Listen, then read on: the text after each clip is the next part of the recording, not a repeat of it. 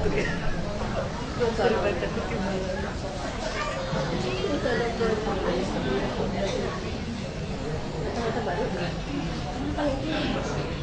ayam serangan Aji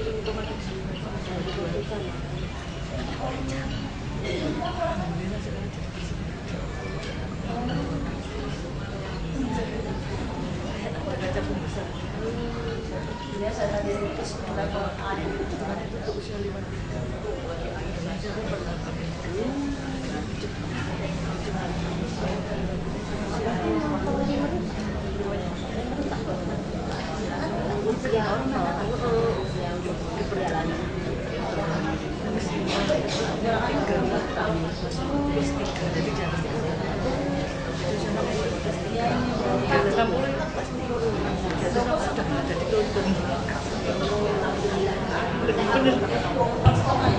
Bismillahirrahmanirrahim. Assalamualaikum warahmatullahi wabarakatuh.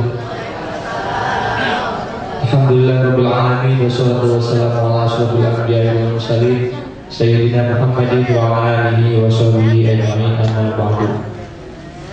Alhamdulillah, puji dan syukur mari kita sama-sama panjatkan kepada Allah Subhanahu wa taala.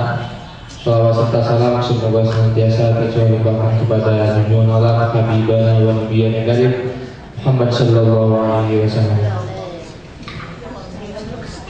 Guru kita yang kami cintai, yang kami taati, Abu Yahya Zainal Ma'arif, hadirin hadirat yang kami hormati serta doakan dengar dan melakukan bersada. Alhamdulillah, pada pagi hari ini kita masih diberi kesempatan oleh Allah Subhanahu wa taala untuk senantiasa berkumpul di majelis yang mulia ini dengan niat thalabul ilm. Seperti biasa, setiap Sabtu pagi di Majelis Al-Bahjah ini rutin mengkaji tafsir Al-Quran bersama guru kita Abu Yahya yang diawali dengan mukadimah dari para asatidz, dan insya Allah yang memberikan mukadimah pada pagi hari ini yaitu Ustaz Ahmad Muhammad. Untuk memanfaatkan waktu, langsung saja kepada Ustaz Ahmad Muhammad, waktu dan tempat kami persilakan. Allahumma sholli ala sayyidina Muhammad.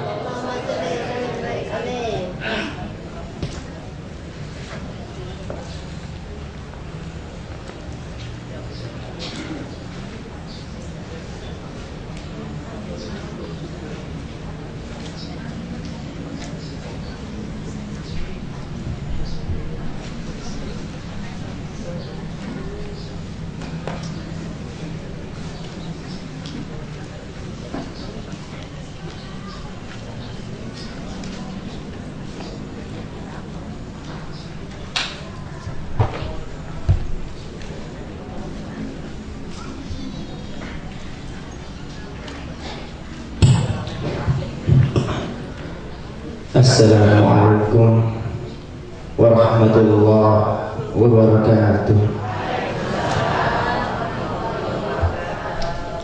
Bismillahirrahmanirrahim. Alhamdulillahirabbil alamin hamdan syakirina hamdan na'imina hamdan yuwafi ni'amahu wa yukafi mazidah. Ya Rabbana lakal hamdu kama yanbaghi li jalalika wa 'azimi sultanik. Allahumma salli ala sayyidina Muhammadin al-fatih lima ughliq wal khatim lima sabaq nasiril haqqi bil haqqi wal hadi ila siratikal mustaqim wa ala alihi wa sahbihi haqqa qadrihi wa miqdarihi al-'azim. Ya Fattah aftah lana futuhal alimin. Ya Rahman farij 'alal muslimin. Amin amin ya rabbal alamin. Masyaallah hadirin rahimakumullah. Segala puji bagi Allah Subhanahu wa ta'ala yang senantiasa memberikan kita nikmatnya, yang berupa nikmat istiqomah, yang kita bisa hadir di tempat majelis ini secara istiqomah. Alhamdulillah kita mendapatkan nikmat yang diberikan oleh Allah Subhanahu wa ta'ala yang berupa istiqomah. Kemudian kita minta juga kepada Allah Subhanahu wa ta'ala supaya kita diberikan nikmat setelah istiqomah ini berupa nikmat yang berupa ikhlas. Karena kenapa? Setelah istiqomah Allah Subhanahu wa taala memberikan kita istiqomah, kemudian dibarengi dengan ikhlas, maka semua amal kita yang telah istiqomah berupa salat, berupa sedekah, berupa puasa, berupa hadir majlis taklim ini, setelah kita istiqomah kemudian dibarengi dengan ikhlas, maka Allah Subhanahu wa taala akan menerima amal-amal tersebut. Amin ya rabbal alamin. Salawat dan salam kita tercurahkan kepada Nabi Muhammad sallallahu alaihi wasallam, yang mana bukan beliaulah kita yang dulunya dalam lembah kehinaan, yang mana berkat beliaulah yang dulunya kita dalam lembah kebodohan, berkat Nabi Muhammad sallallahu alaihi wasallam kita diangkat derajatnya oleh Allah Subhanahu wa taala. Berkat Nabi Muhammad yang fadilah dan sangat besar, kita menjadikan umat paling baik, kita dijadikan umat paling mulia, kita dijadikan umat yang paling mulia di antara umat-umat yang lain. Masyaallah hadirin rahimakumullah. Alhamdulillah, pada pagi ini kita mengkaji tafsir Al-Quran, ayat-ayat Al-Quran Al-Karim kalam Allah Subhanahu wa taala. Semoga berkat mengkaji ini, berkat mentadabburi Al-Quran ini, iman kita akan bertambah. Bismillahirrahmanirrahim. Alhamdulillahirabbil alamin. Wassalatu wassalamu ala asyrofil anbiya'i wal mursalin sayyidina Muhammadin wa ala alihi wa sahbihi ajma'in. قال المؤلف الإمام الجلال جلال الدين المحلي وجلال الدين السيوطي رحمه الله ونفعنا بهما بعلومهما بأسرارهما وبعلومكم وبأسراركم في الدارين آمين. بسم الله الرحمن الرحيم.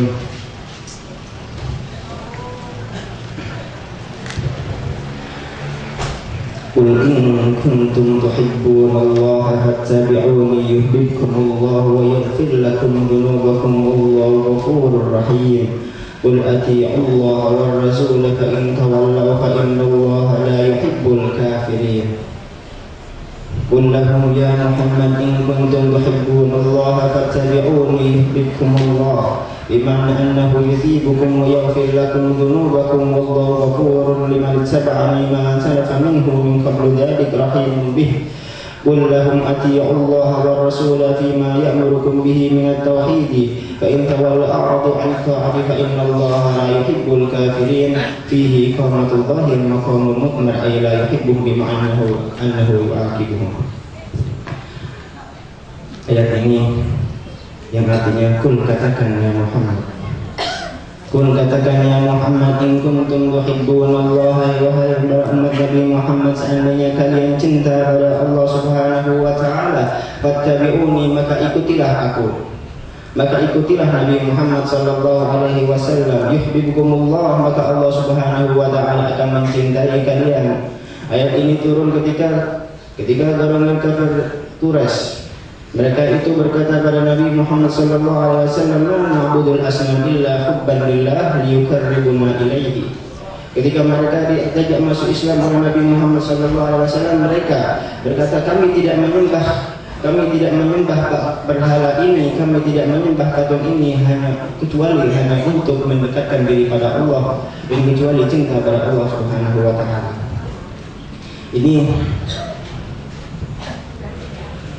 Ini dalil yang sering digunakan untuk orang yang sering membid'ahkan orang yang ziarah kubur. Mereka mengatakan bahwa sungguhnya ziarah kubur persis atau sama dengan orang yang menyembah berhala.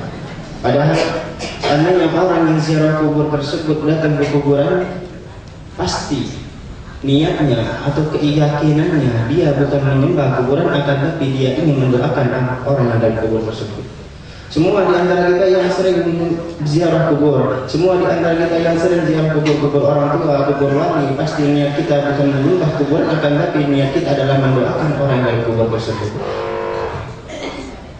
Beda dengan para kafir Quraisy yang ketika itu mereka berkata, kami tidak menyembah berhala ini kecuali untuk mendekatkan diri kepada Allah Subhanahu wa taala. Mereka menyembah berhala tersebut. Kalau kita semua datang ziarah kubur bukan niat menyembah kuburan, akan tapi untuk mendoakan orang yang di kubur tersebut. Ketika mereka berkata begitu, maka Allah Subhanahu wa taala berfirman, "Ya Muhammad, katakan kepada mereka, katakan kepada mereka, seandainya mereka memang cinta padaku, seandainya mereka cinta pada Allah Subhanahu wa taala, fattabi'uni, maka ikutilah aku, maka ikutilah Nabi Muhammad sallallahu alaihi wasallam. Yuhibbukumullah, maka Allah Subhanahu wa taala akan mencintai kalian." Karena Nabi Muhammad sallallahu Alaihi Wasallam. Di sisi Nabi Muhammad Shallallahu Alaihi Wasallam semua akhlak yang baik, semua akhlak yang baik di dunia ini diambil dari Nabi Muhammad Shallallahu Alaihi Wasallam. Dikatakan oleh Imam Ali bin Hasan al-Habsyi, beliau berkata dalam Singkut Durrah, "Wa ma min khuluqin fil bariyati mahmud illa wa huwa mutalaqqan azalil wujud." Tidak ada suatu akhlak yang baik di dunia ini kecuali diambil dari Nabi Muhammad Shallallahu Alaihi Wasallam. Maka seandainya makan tersebut disandarkan kepada Nabi Muhammad, maka paling baiknya makan. Berjalan seandainya disandarkan kepada Nabi Muhammad Shallallahu Alaihi Wasallam, maka paling baiknya cara berjalan. Oleh karena itu kita harus mengikuti Nabi Muhammad Shallallahu Alaihi Wasallam. Dakwah Nabi Muhammad Shallallahu Alaihi Wasallam kepada kaum muslimin itu dengan dakwah dengan akal, dakwah dengan perilaku yang baik. Jadi salah orang yang mengatakan dakwah orang Islam ini sebarnya orang Islam ini dengan pedang. Salah orang yang mengatakan tersebarnya Islam di dunia ini dengan perang. Kita lihat Nabi Muhammad SAW, beliau berdakwah dengan akhlaknya. Suatu ketika Rasul SAW punya kebiasaan, beliau ini ketika beliau dihina oleh seorang Yahudi,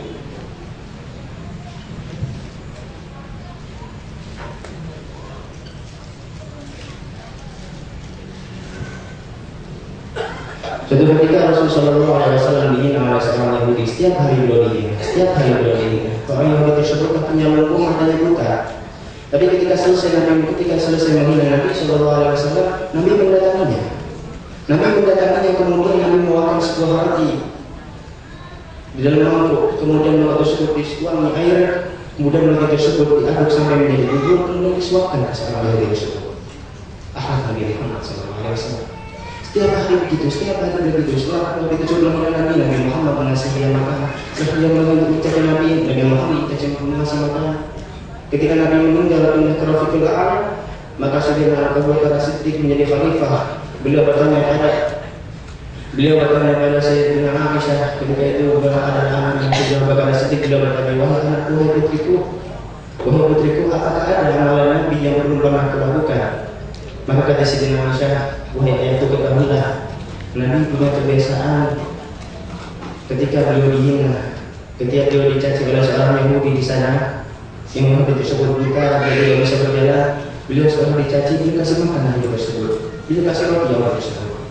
Maka ketika besoknya Sayyidina Abu Bakar Siddiq pergi ke orang tersebut, ternyata benar.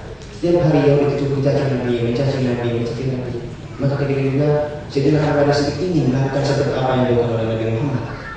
Beliau memberi sebuah roti, tapi roti tersebut tidak seperti kebiasaan Nabi. Kalau Nabi Muhammad memberi roti tersebut dalam mangkuk, kemudian waktu dituang air sehingga roti tersebut mencair, kemudian disuapkan kepada Yahudi tersebut. Tapi Sayyidina Abu Bakar Siddiq, beliau memberikan roti tersebut ke seorang Yahudi dengan cara langsung memberikannya secara bentuk yang aslinya. Maka yang dicuri, wahai fulan, wahai bapak, kamu ini bukan seperti orang yang setiap hari mengasihi roti. Kalau orang yang setiap hari mengasihi roti, orang tersebut menghancurkannya, mengasihi kemudian mengambil, kemudian menyuapkan kepadaku. Tapi kalau ini seorang yang tidak, bukan seperti biasanya, bukan orang yang seperti biasanya. Kamu mengasihi roti dengan aslinya, bukan mencairkan kemudian bukan menyuapkannya kepadaku. Siapa kamu?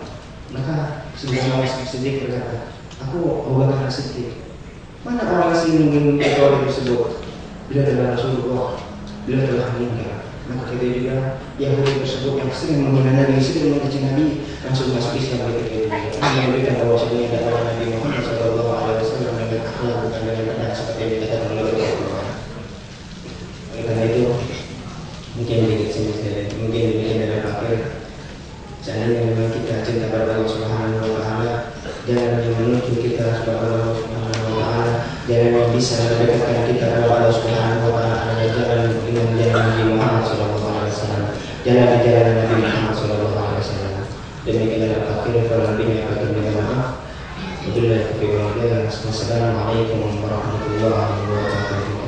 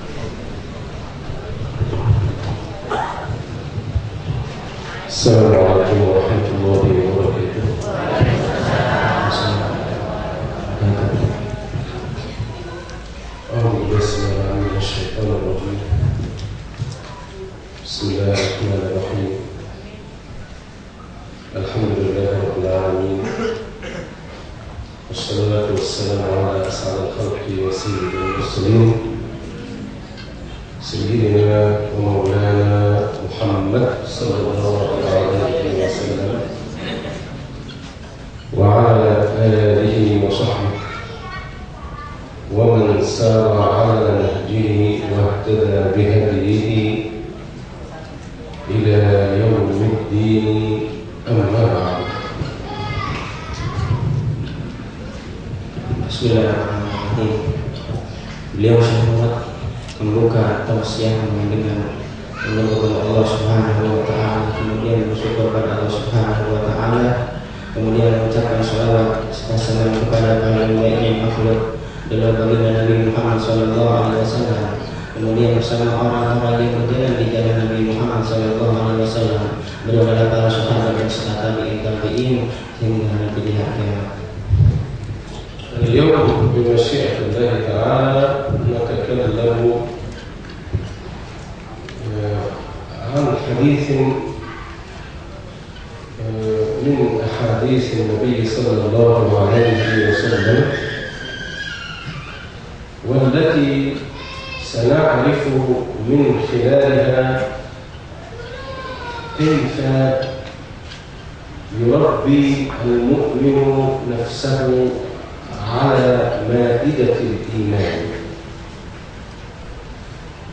كيف يتقوى المسلم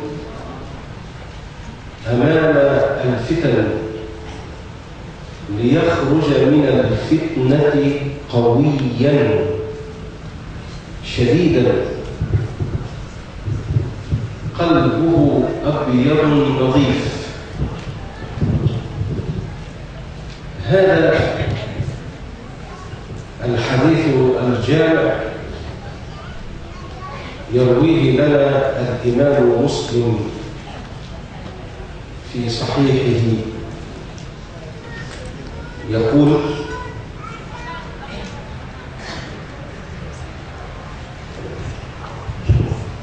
Hari ini kita akan membahas suatu hadis dari hadis-hadis Nabi Muhammad SAW,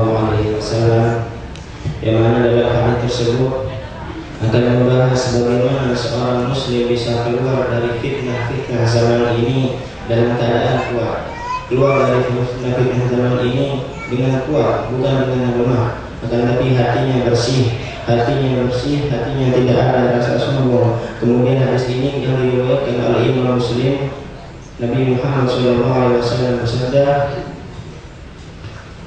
يقول الإمام مسلم في صحيحه راويا عن حذيفة بن اليمان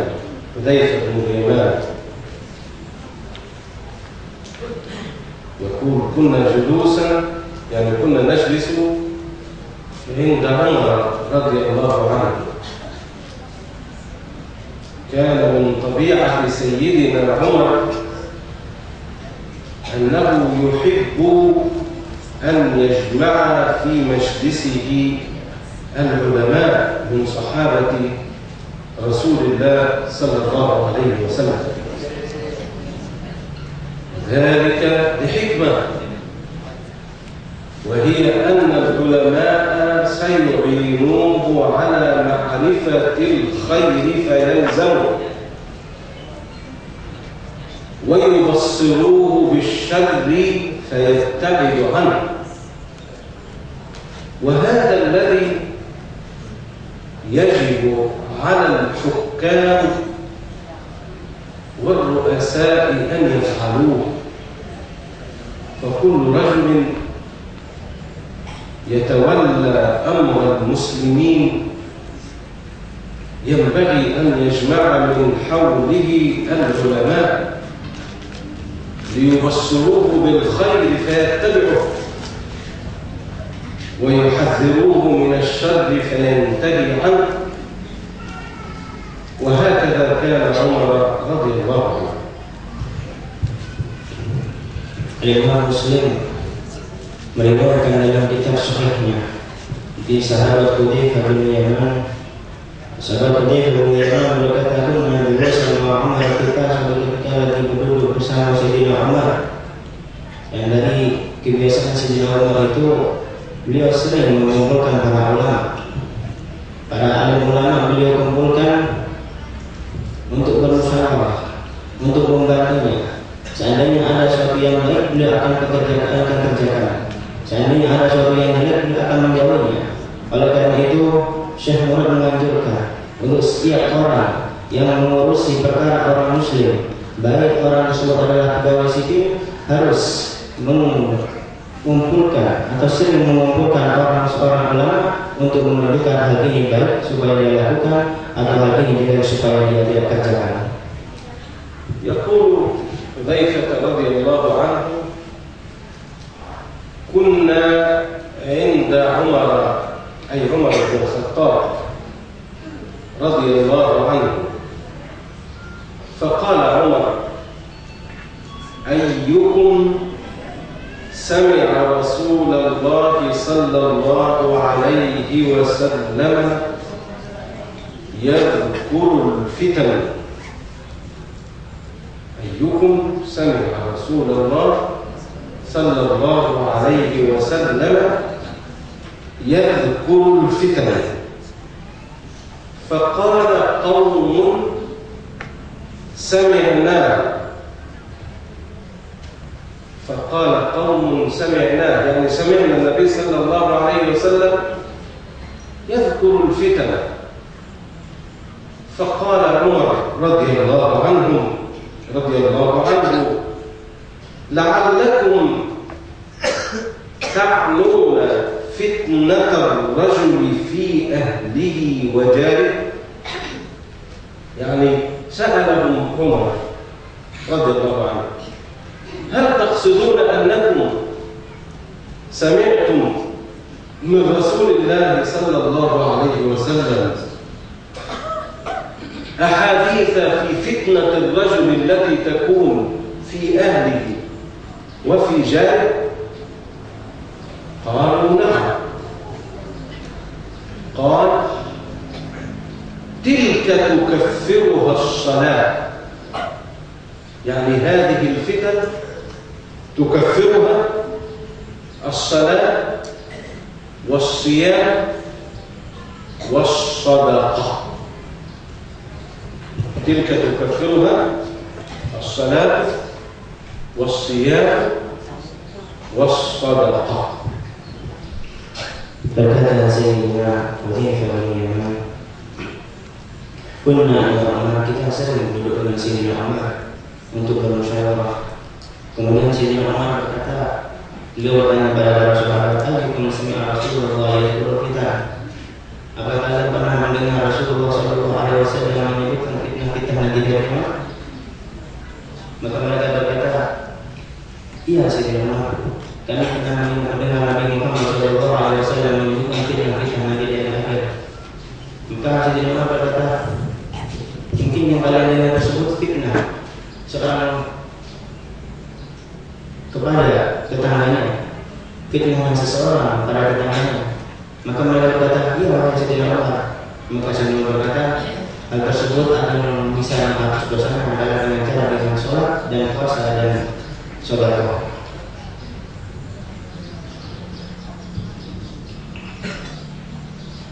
هذا الجزء من الحديث يدل على أن سيدنا عمر رضي الله عنه كان يسأل عن الفتنة التي هي من نوع خاص، ليست الفتنة التي تعرض لها بقوله فتنة الرجل في أهله وجاره. الفتنة يا إخواني هي الابتلاء. نقول فتن الرجل في أهله أو في ماله وولده، أي ابتلاه الله. قال علماء السلف الصالح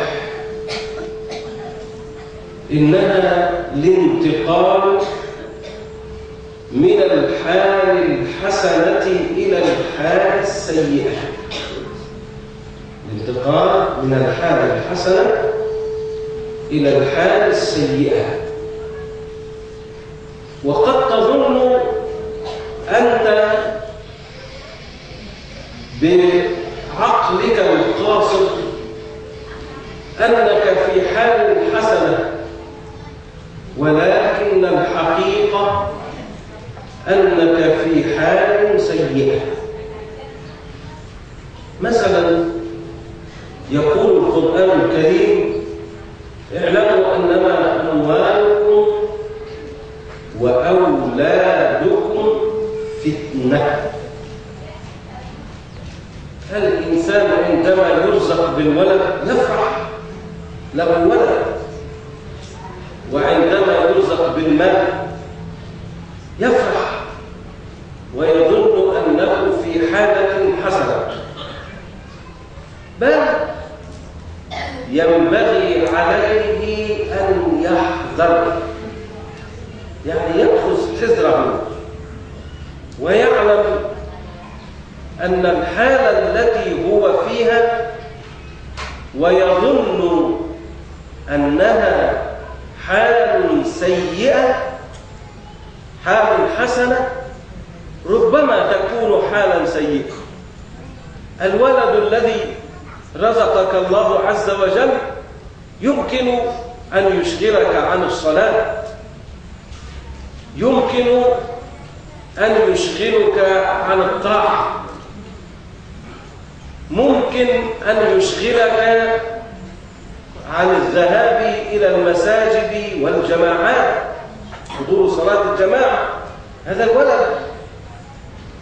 والمال الذي رزقته ربما يشغلك عن طاعة الله أيضا، ربما يشغلك عن أداء حق الله فيه. تستكثر المال فتمنع الزكاة، لا تعطي الزكاة. تستكثر المال فتتقوى به على الناس، تتكبر بالمال على الناس. تستكثر المال فتتعاظم به على خلق الله. تستكثر المال. أنت تكتب ولا تنسى؟ إذا لا تكتب ستنسى. تكتب؟ ترجم حتى لا تنسى. Hadis ini menunjukkan bahwa Rasulullah SAW beliau berperan dalam mengambilnya dengan hati dan ruang untuk yang khusus. Dalam ruang untuk yang khusus bukan dengan seseorang akan keluarganya, bukan dengan seseorang akan tetangganya. Adalah Nabi yang dibahas oleh Sayyidina Umar dan ditanya oleh Sayyidina Umar adalah fitnah dan ruang untuk yang khusus. Fitnah di sini dalam hati ikhtiar yaitu dicobaan. Dan kalau dalam fitnah berdua seorang sudah akan dicobaan oleh Allah Subhanahu Wa Taala dan orang tersebut memuji orang tersebut, maka fitnah tersebut adalah diberi dengan seorang tersebut sebuah cobaan. Bahwa fitnah adalah pindahan seseorang dari kebaikan menuju kejahatan. Allah Subhanahu Wa Taala berfirman, banyak yang